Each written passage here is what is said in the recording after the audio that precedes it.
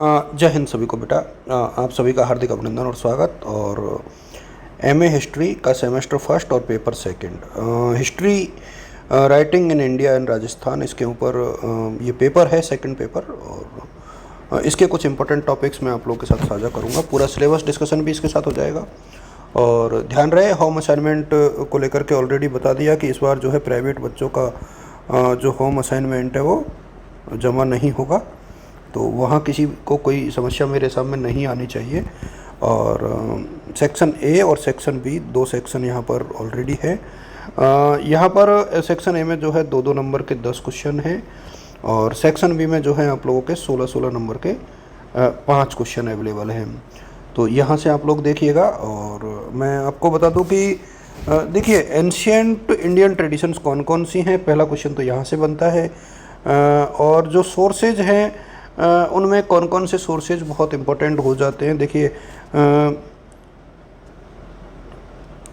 Scriptures जो है वो बहुत इम्पोर्टेंट है। जितने भी जो विदेशी नागरिक आए हैं वो बहुत महत्वपूर्ण है। जो इंस्क्रिप्शंस हैं जिनमें जैन और जैन, बुद्धिस्ट और हिंदू तीनों की शामिल होती है, तो ये यहाँ से क्वेश्चन ज़रूर बनता है। अच्छा, यदि सोर्सेज आप सारे पढ़ लेते हो तो इसके बाद कुछ पढ़ने की आवश्यकता है नहीं, यहाँ से क्वेश्चन आना ही आना है।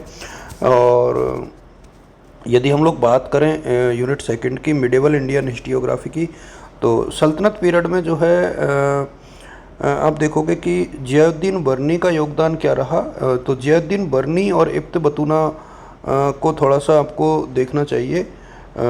दोनों से क्वेश्चन बनने की संभावना है। और यदि हम लोग मुग़ल पीरियड में जाएं, देखिए ये पेपर थोड़ा सा टफ है, तो यहाँ से थोड़ा सा आपको देख लेना चाहिए कि मुग़ल पीरियड में जो है एक तो बर्नियर का योगदान और एक अब्दुल हामिद लाहौरी का योगदान, ये दो हैं जो बहुत इंपॉर्टेंट बनते हैं अपने आप में। और यदि हम लोग history writing in modern India, तो मॉडर्न इंडिया में जो इतिहास का लेखन है वो किस प्रकार से हुआ है। और वेरियस स्कूल, देखिए यहाँ जो मुझे लगता है कि आप लोगों को दो चीज़ें बहुत अच्छे से देखनी चाहिए। एक तो कैम्ब्रिज स्कूल मॉडर्न इंडिया का, और एक मार्क्सिस्ट, दोनों को अच्छे से रीड करिएगा। और फिर हम लोग बात करें major representative historian of India, तो इसमें देखिए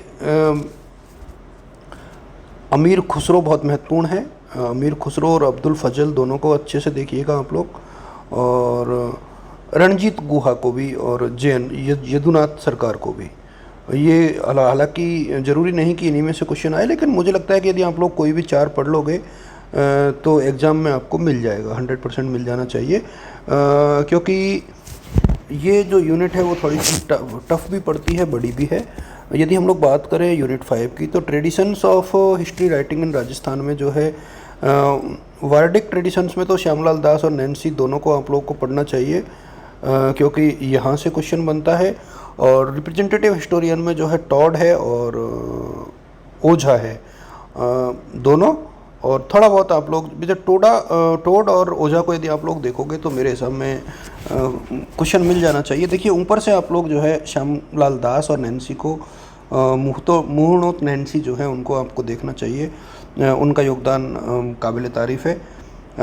अब इनमें से ये जो मैटर है वो आपको बहुत आसानी से नहीं मिलेगा।